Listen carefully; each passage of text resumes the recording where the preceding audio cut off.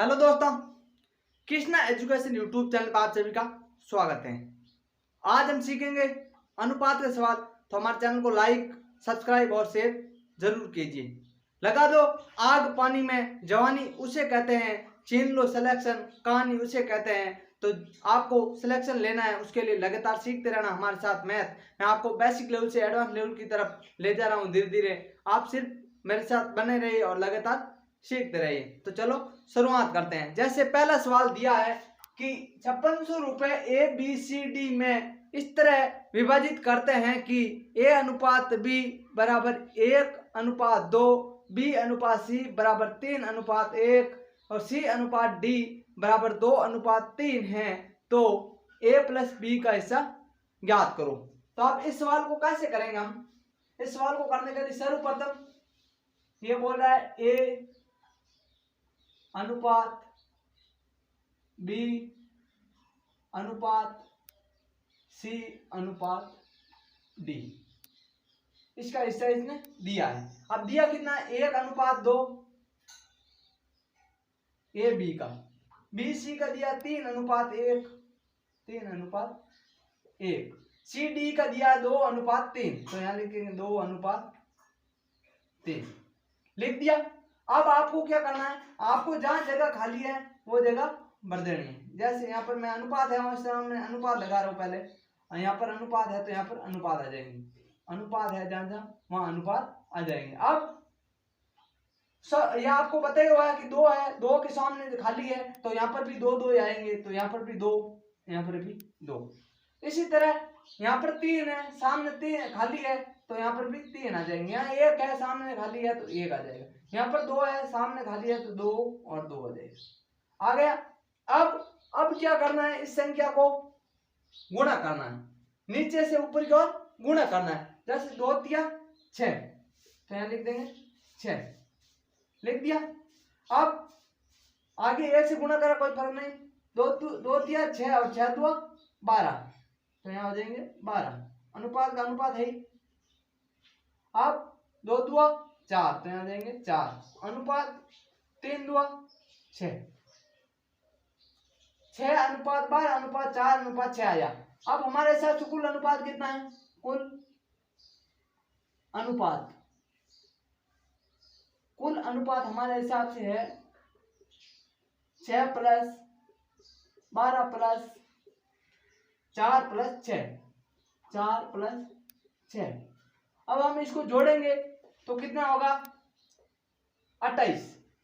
6 और 4 10, 10 और 12 22, 22 और 6 28। तो अब 28 आया।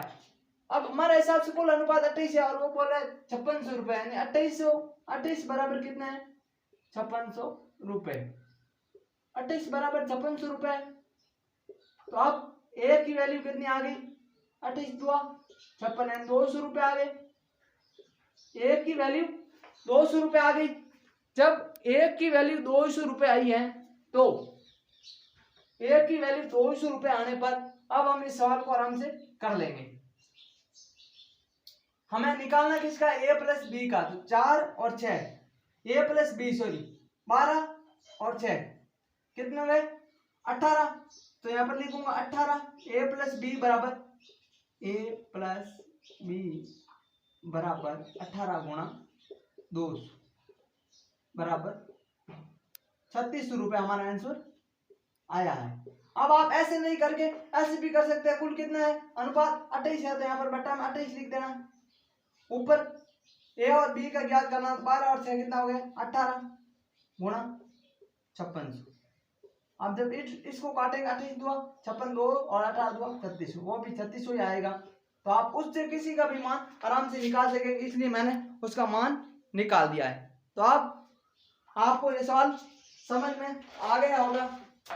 तो इसी तरह हम अगला सवाल लेते हैं।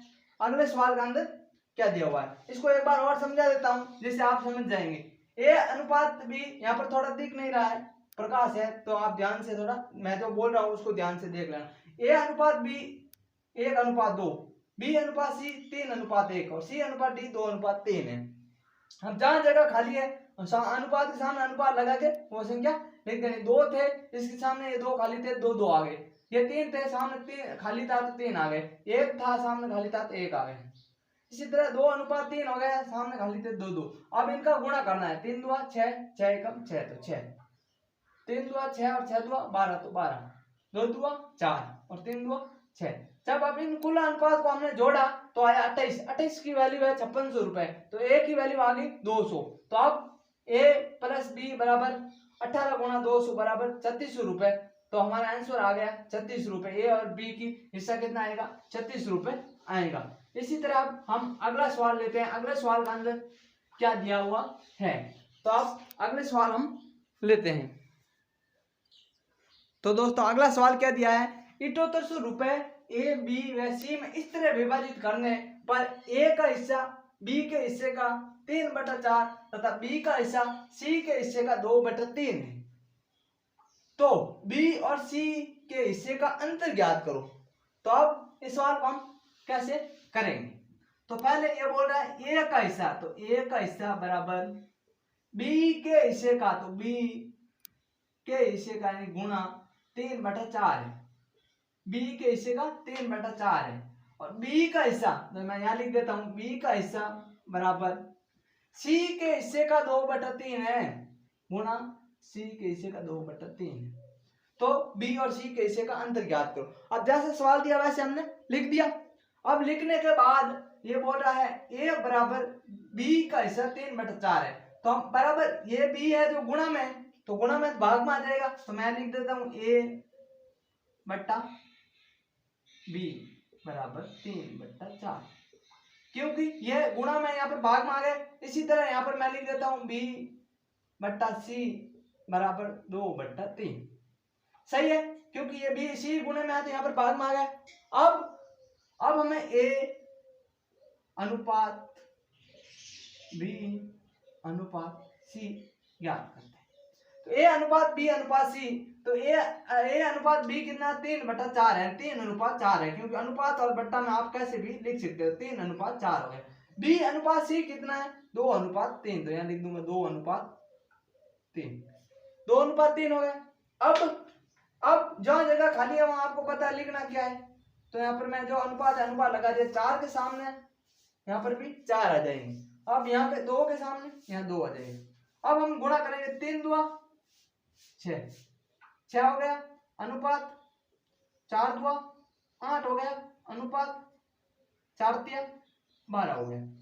अब 6:8:12 है, आप इनको काट भी सकते हैं, जैसे मैं एक बार काट के दिखा देता हूँ, जिससे आप कभी बड़ा सवाल आ जाए तो आप आसानी से कर सकते हैं। तो 3 दूआ 6, 2 का भाग 3 बार गया, तो 3 दूआ 6, 4 दूआ 8 और 6 दूआ 12, तो 3:4:6 हो गया। अब 3:4:6 हो गया, तो आगे हम इस सवाल को करते हैं। जैसे अब हमारे साथ कुल अनुपात कितना है, तो मैं यहां लिखता हूं कुल